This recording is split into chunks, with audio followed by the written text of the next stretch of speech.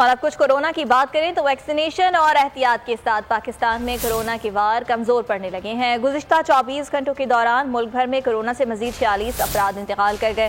वबा के 22 अमवात की तादाद 21,874 हो गई है। NCOC के जारी करदा एदाद शुमार के मुताबिक गुज़िश्ता रोज किए गए 37,000 से ज्यादा कोरोना टेस्ट में से सिर्फ 1,119 मुस्बत रिपोर्ट सामने आई। मुल्क में कोरोना के फाल केसेस की तादाद 36,215 हो गई है।